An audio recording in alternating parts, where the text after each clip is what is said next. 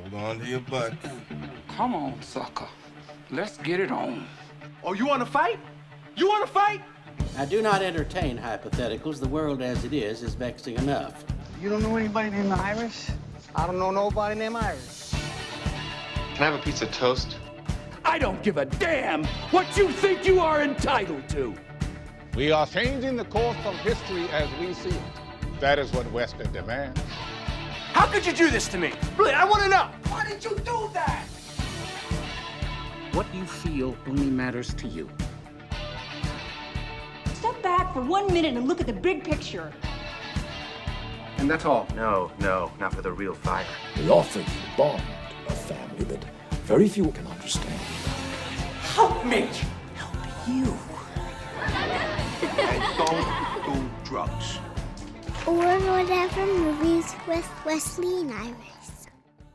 What up and welcome to Or Whatever Movies. I am your co-host, Iris, and I am here with my older brother, Wesley, man. Today, we are reviewing Netflix original film, The Trial of the Chicago 7. Chicago 7. Yeah, I didn't feel a lot of Chicago accents in this one.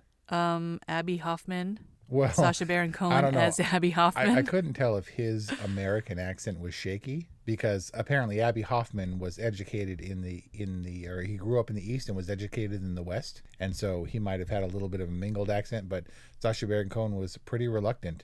I guess he had done American accents in bits and here and there, but like committing to a full role was pretty new for him. I have like a factoid tidbit backstory thing for once. The story goes, Sacha Baron Cohen was working with a dialect coach on spec, right? He wanted to try out for this role when another director was attached. So he preemptively started working with a coach. He put himself on tape, and he progressively got better and better as they did more and more takes. I think they worked their way up to like 40 takes on a tape.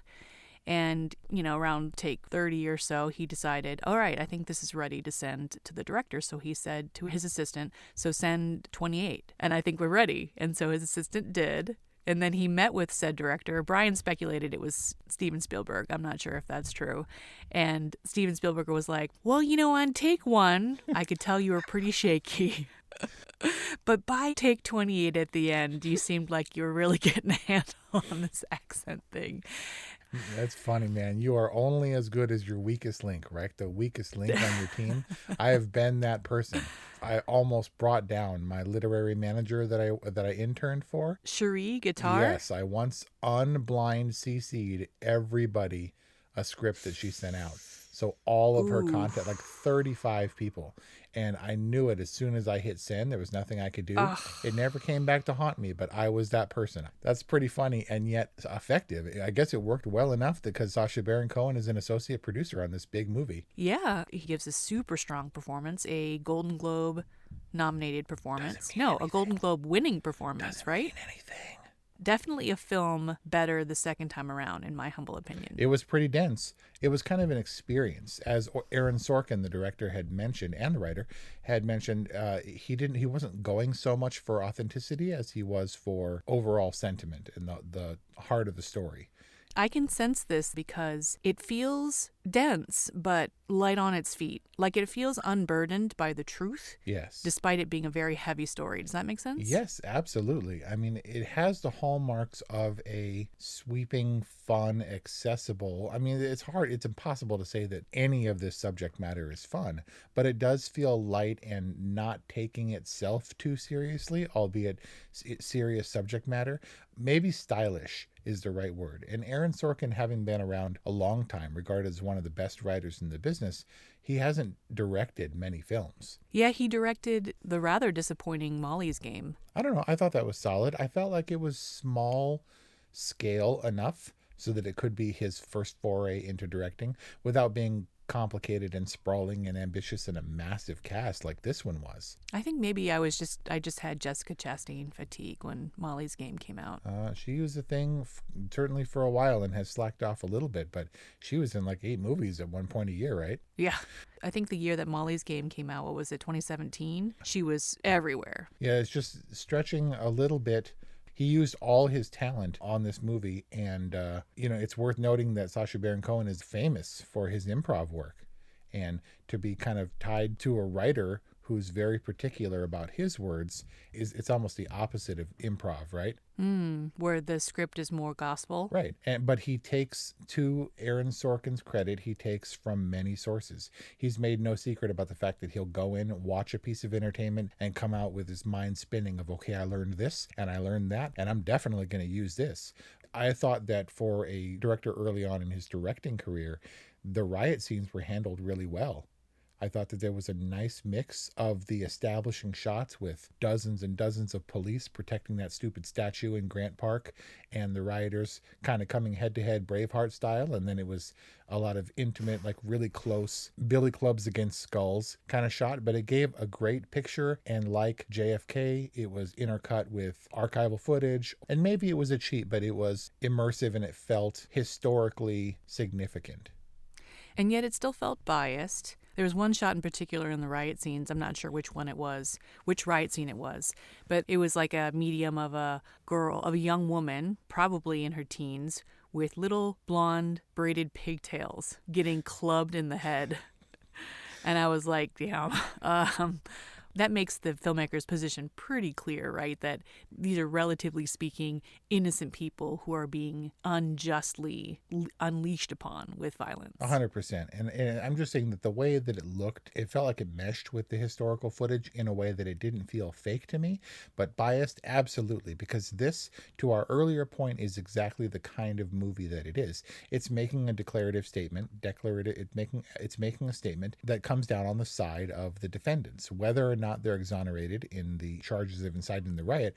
We are on their sides, and Aaron Sorkin is on their sides. And he did gloss over the fact that a lot of like 100 police officers did get injured or more. That it wasn't pretty. It wasn't like pigtails and flowers in place, running up the hill to get clubbed on. It was dirty, and it was bags of poop and bags of pee and throwing bottles and bricks and golf balls with screws screwed into them and stuff. And a lot of police did get hurt. In the film, as far as I recall, no police officers were harmed. And yet people were clubbed. Pigtail Girl was clubbed mercilessly. Old people, Pigtail Girl, like the girl with the flag is kind of inexplicably raped or sexually assaulted. It's right? Bizarre. And so while the police are clubbing Pigtail Girl, other girl is being sexually assaulted and no police officers stop it. Look, I'm not saying these types of things didn't happen. It was just clear what the filmmaker's agenda was. And this is the poetic license we accept with cinema. Not to suggest that these things are glorified or justified in any way, of course, but it was clear that Aaron Sorkin was on the side of the yippies, right? Yuppie hippies? Oh, the Youth International Party. That one, the yippies. Yeah, of which Abby Hoffman and Jerry Rubin are the leaders. Right. Jerry Rubin, my man. How's Gary? Jeremy Strong. What? You just don't have the context for Jeremy Strong. Well, no, but you saw The Big Short recently, so I hope you would have renewed respect for Jeremy Strong. I don't know who this dude is. The guy who played Jerry Rubin, that he doesn't know what to do with the egg. Oh. He was pretty much buried under that wig. Well, and very much hidden in the shadow of Abby Hoffman, like quite literally. Who towers over him by like 3 exactly. feet. Yeah, Sacha Baron Cohen is a big dude. I mean, look, I get that like JoGoLev and EdRed are pretty small dudes, but Sacha Baron Cohen's at least 6'3", right? He's got to be. Yeah, 6'3" and like so lanky. Yeah, and so perfectly paired with Jeremy Strong as Jerry Rubin. With another 3 inches of hair. Probably 3 inches of hair and probably lifts because that was the style of the day. Like, yeah, he was towering. There were definitely period appropriate clothes, but one of Aaron Sorkin's direction was like, hey, we're not going to make this super tie-dye bell bottoms. He wasn't trying to make it comical or like Forrest Gumpy. He did treat his theme seriously, and this film obviously echoes the sentiments of the civil unrest last year. And you don't see these moments for what they are. I mean, the trial of the Chicago 7, Aaron Sorkin even admitted that he had to ask his dad about it because while he was alive at that time, he didn't, as an adult, have any real knowledge or recollection of those events. There are certainly other historical events in the 60s that were more prominent, and I'm a fan of that kind of stuff. But I have to admit, you remember we talked about Apollo 11 and JFK, about my love for that era, just in terms of films, the Vietnam War and stuff. stuff. And I admit that I came into this angle pretty blind. Judas and the Black Messiah was eye-opening. Malcolm X, not so much. Judas and the Black Messiah is a great primer for Chicago 7, so my view of this film completely changed after having seen Judas and the Black Messiah. It's not just Hampton and O'Neill in their own sort of these underground factions, but rather part of a larger figure, a larger presence of civil unrest. And because you see it swirling around where Hampton is at best a secondary character in this movie, and his death is notable and it impacts the eighth member of the trial, but it just expands the world. But his death is rather assumed. We're supposed to go into this film with context for Fred Hampton's execution. And certainly the first time I saw this, I didn't know what was happening. I didn't know what the quick photo montage was supposed to represent. You know, his basically execution in his bed, sleeping next to his pregnant wife. And I didn't understand Bobby Seale when Eddie Redmayne and the attorney Mark Rylance go and see him. You know, what that was all about. I didn't really understand what happened. And looking back on it, I'm not sure how I missed it, since Bobby Seale is pretty plain in describing what he heard had happened, had gone down. But still, it was all kind of over my head. And I think also at that point, I was like already overwhelmed and pretty checked out. Like I wasn't tracking it and I was just letting it wash over me. Right. And this is definitely a watcher. Yeah, I think it does serve as a watcher, but it can be viewed just letting it wash over you, because in a way that happened. I didn't take any notes. I sort of picked up the pieces later, or I attempted to, and put them together, but it is a lot, and I can see how it can be somewhat off-putting or alienating if you feel like you're outside the know of the historical context. It's really hard to just jump feet first into this 60s civil unrest without the context. Fred Hampton's death might have gone easily overlooked, other than how it affected Bobby Seale and his outburst in the court, because even Bobby Seale, as in this movie, who had other things going on, wasn't exactly clear. He might have been slipped a message, or someone had relayed to him about that Hampton was killed, and maybe even that he was outright murdered and didn't have a chance to defend himself. There was no mention of him possibly having been sedated by O'Neill or the FBI targeting him or anything like that, because he didn't know. And we don't know. We don't have a basis for these historical events with the benefit of hindsight. When they're happening, when the Democratic National Convention is happening, you read in the paper a blurb about civil unrest in Grant Park, and that's it. And you don't feel the historical impact until it's viewed through the lens of history.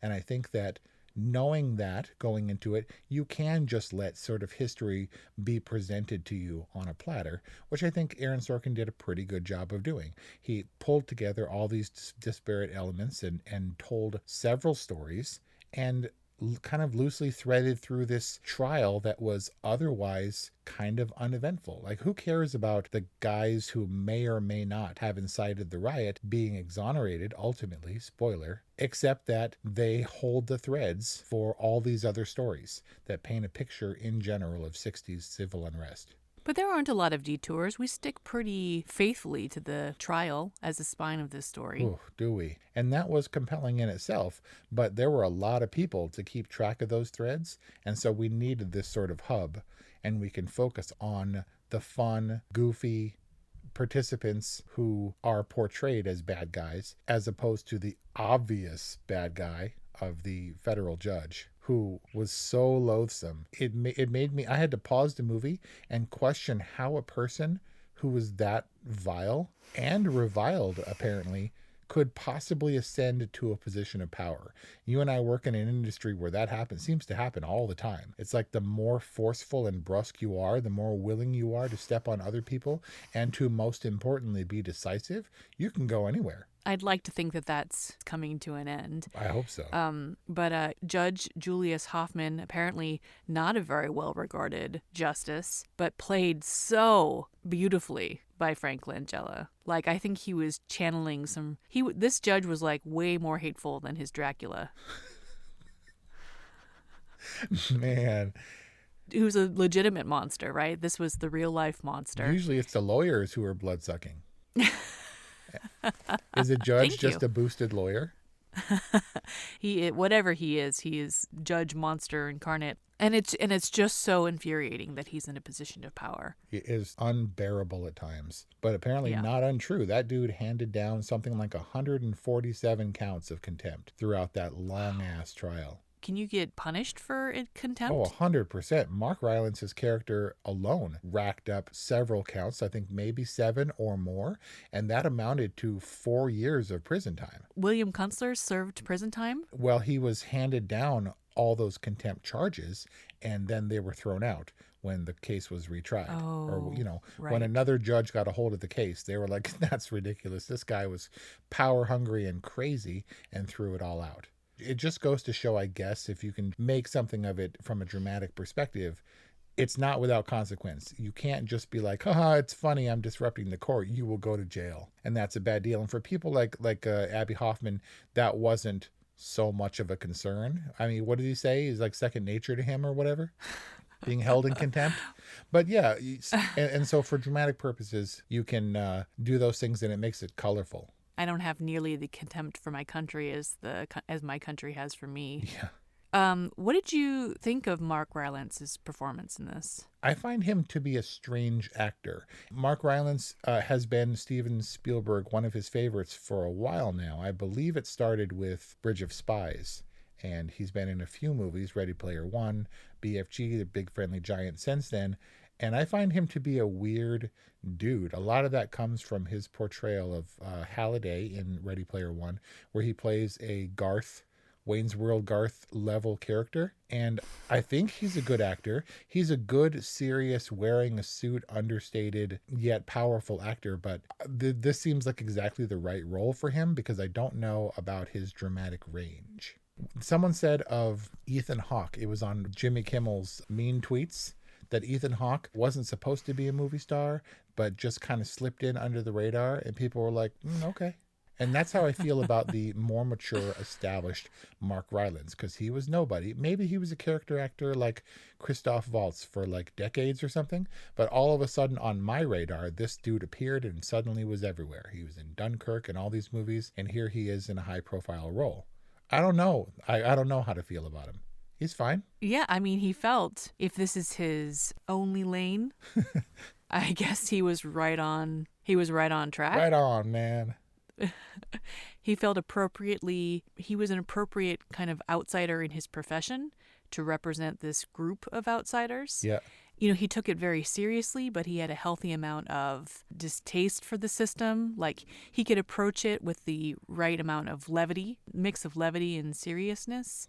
I thought that it was a super strong performance. I think basically really strong performances across the board. Like some of my favorites for some of these actors. Like I'm a big fan of Jeremy Strong, and nothing is going to eclipse his performance in The Big Short or in Succession. But this is definitely my favorite performance of Eddie Redmayne, whom I typically don't really have a liking for. And probably my favorite for Joseph Gordon-Levitt. Even though he's great in Inception, this is way more dramatic and just a really great vehicle for him, like a really great mature role for him. So some great actors whom I like in their best performances, in my opinion. He always looks like a little kid to me. He looks like a kid at the big people's table, at the big lawyers table. He's just a little dude, and I got no problem because, like you said, I think in Inception he was great and he was very serious. And while he's a little bit small, I thought he was pretty good at fight scenes, inexplicably. But EdRed, not altogether that big a dude either. He's a little Harry Potter-looking wizard dude, right? But Fantastic Beasts. Well, yeah, but it's the wizarding world of Harry Potter. But Eddie Redmayne makes me laugh because there have been online comparisons where they're like, it's one of those once you see it, you can never unsee it thing. And he has the exact same face without the hair as Felicity Jones. And I wonder if that's part of your contempt. Like they'll do a face match and you're like, that's that uncanny and scary. I 100% believe it. 100%. And all these guys are fine. There's like half the cast are severely British and doing these like not only American accents, but Chicago period accents with the slang and the drawl and all that stuff. Yeah. Apparently, Mark Rylance, Sacha Baron Cohen, Eddie Redmayne, all severely British. And so another thing about this movie is, while it's meant to be historical and while they're not shying away from the darker aspects of history, it is more fun and stylish and peppered with actors that, in my opinion, are recognizable faces. You know that when Frank Langella walks into the room as the judge, you're like, okay, he's going to have a role then. This is not just going to be the judge who overrules the objections or sustains them, right? He's going to have something to say. Or, infuriatingly, nothing to say. There were a lot of prop ticks in the courtroom between Judge Hoffman's glasses and Bill Kunstler's glasses and Schultz's suits, buttoning of suit jackets. Yeah. Like, did you notice this? I did notice the compulsive buttoning and unbuttoning of the coat. Every time you stand up, you got to make sure you button up. But beyond that, not necessarily, because it was a sideshow. It was a mockery of the courtroom. And ordinarily you would think, come on, guys, let's have a little order. If you want to be exonerated from major charges, maybe be respectful. And, you know, when they've got the robes and then the police, which apparently was all true. They took off those robes in real life and stepped on them as a show of defiance. They didn't have police uniforms under it, so it's not all true. Were they all wearing those white jumpsuits in solidarity with Dellinger, or was that just the dress for the final statement? We did have that question. Mark Rylance's character, Kunstler, seemed to have a longer, very non-lawyery hairstyle, but it was all slicked back and respectful. Everyone had their suits. But man, it was like, guys, you're going to wear the bandana over like the crazy bushy hair in court. Like, you don't want to slick it down a little bit. I get that you have contempt for the judge, but there are real life consequences that could be handed down. You kind of sound like Tom Hayden, who is always taking this trial seriously and admonishing his co-defendants for their lack of kind of respect and their lack of seriousness. Look, I have respect for the institution, maybe not the execution all the time. Because while I'm all on board with a lot of these causes, I'm not sure that I'm there ready to hurl poop for the cause. And I'm learning that there is maybe no other way than to stir the shitstorm, than to really make a memorable impact, because those are the moments that history remembers. Examine, why was this so crazy? What were people so fired up about? And I'm not sure that peaceful demonstrations get that done. I'm just saying I don't know that I can be on the real front line of that. I'm maybe just too old. That's the saddest thing I've ever heard. Tom Hayden's all about, I'm the only person who dresses like an adult. I'm the only person who stands out of respect. I can't believe I have to explain to you that the way to make change is to win elections. Like, he's trying to be an adult, and maybe he just sees himself as being better than his counterparts. Maybe he's got some superiority complex going on. I feel like maybe I'm trying to adult in a situation where I'm not at my best, where I don't have the best perspective. I've never been in court, and I feel like if I were in court with charges against me, I would try to play by the rules. Maybe it's just because of fear of not being in control of the situation. I think I have a real control issue. You know who was in control? Who's that? Michael Keaton's cowboy character. Yeah, and again, when you see Michael Keaton show up, you're like, okay, this dude's going to throw down in one way or another, right? Ramsey Clark certainly does. I mean, he doesn't appear to be afraid of anything.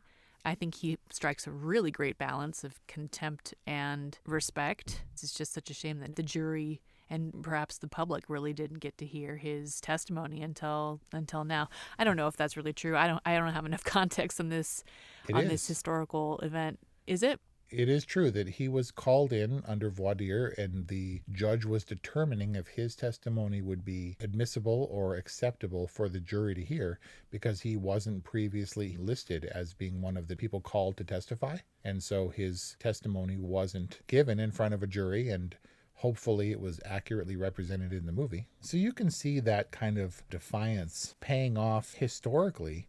But you would have thought that Hoffman and Davis would have really been worried. I mean, they weren't worried, but I would have been worried in their position that I was going to prison for a long time for contempt. And not only that, but piling it on. It's not like Bender in The Breakfast Club. And what are you doing on Saturday anyway? Well, now you're going to be Saturday in detention. Like, we're talking about prison, guys. You can't affect social change from prison, I don't think. I mean, you probably can, but also you can affect social change by becoming a martyr. I suppose so, if you are like Fred Hampton and you have people watching you for your messiahness and potential martyrdom. But if you're nobody and you're talking trash against the establishment because I ain't gonna take it, man, it's a scary position to be in, I feel like. But at the same time, there were subtext to these, which makes these great characters. Because yes, Hayden was like, I'm the upstanding citizen. I know the system. I respect it. And therefore I can work it to my advantage as best I can, despite being the accused in a major trial. Like Reuben, Jeremy Strong's character, he was pretty surface, right? That's who that dude was. He was the one who would be susceptible to a pretty FBI agent going undercover and influencing him. And he's like, we're taking it slow, man. He still couldn't let it go, even after he knew she was FBI. Right? Did she ask about me? But Hoffman was on a different level, and I think that's why it made it a great character, because Hayden believed he had everything in his grasp. He believed he had a firm understanding, but he didn't understand Hoffman's subversive approach. Obviously a very smart guy, just kind of playing the dumber companion to Reuben. I mean, he also said, I can't believe you can't understand exactly how my mind works in dealing with the establishment like this. It was very present, and he was pretty keen in a way that Hayden didn't understand because of how we view him, because of how we regard him based on his appearance, and certainly how the judge did. But there was a method to his madness, which undoubtedly appeared as madness to me initially. Well, he certainly proves his intellect on the stand, and perhaps his tragic ending belied his, what did you call it, madness? That kind of was a punch to the gut, Abby Hoffman's suicide. I mean, I don't have any context on it, but it seems pretty tragic for somebody who really wanted to make a difference with his life. Yep. Tom Hayden seemed to have made a difference or achieved his dreams, or maybe even ironically fulfilled Judge Hoffman's prophecy for him. Yahya Abdul-Mateen II, a fabulous performance as Bobby Seale. So yeah, it seems like we are in agreement that not only was the story behind the trial of the Chicago 7 important, but it was revealed to us in a way that was compelling, that was immersive, with really great performances. I mean, all around seems like a pretty solid delivery from writer-director Aaron Sorkin. And on that basis, certainly admirable to be able to come with just a few films in your director filmography and to choose something this ambitious. All kudos to him. You remember we talked about Judas and the Black Messiah, in that the director stated that he wanted to give this dramatic story and use it as something of a Trojan horse to reveal the story of O'Neill and Hampton to the world, which not a lot of people outside of this sort of movement understood. I didn't know who either of those two people were. And likewise, I didn't know anything about the trial of the Chicago 7. I was a little bit hesitant because we had just seen a Fred Hampton movie. I knew that he factored into this one in some way, and I wasn't sure if we were going to review it because I didn't want to be redundant. We had a Hampton film ready to go, but this was different, and I think it was presented to us in a lighter, more stylish, more engaging way to deliver this relatively small in the scope of things trial. I think of it as kind of JFK light for me, because it wasn't as hard hitting, but editing, the writing certainly is crisp, and yet kind of reserved for Aaron Sorkin. I always regarded him as being wordy, on the verge of being just a touch too clever. Like the comebacks are a little bit too snappy and too immediate. And this one felt more measured and careful, and not quite as quippy, because not everyone was super intelligent. But also it felt real to me, and not like, oh, that was profoundly Aaron Sorkin in style.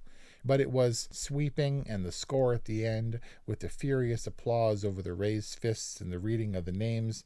But stylistically, it was presented in a way that was gratifying. The intercutting of monologues from different people to recount the historical, the setting and to recount what happened, cutting from person to person within more or less the same monologue. In the cold open? It happened a couple of times where they would just jump from character to character, continuing the same narrative thread on the word. It was these moments culled from history, developed and shaped and stylized and presented to us in a way that, like a Trojan horse, unveiled this story to me, which I might not have known about, and I found it enjoyable. Trial of the Chicago 7 for my official rating is a solid all right rating. Rewatchable, there's a lot to admire for a movie that thematically wasn't meant to be enjoyed. The Trial of the Chicago 7, a Netflix original film. History served on a platter. A solid all right from Wes, a good from Iris. Many props to writer-director Aaron Sorkin for some of the best performances from these actors that I've seen. We would love to know what you think. Let us know. 818-835-0473. Hit us up on our hotline or send us an email or whatevermovies@gmail.com. Thank you for listening. We'll see you next time. Man.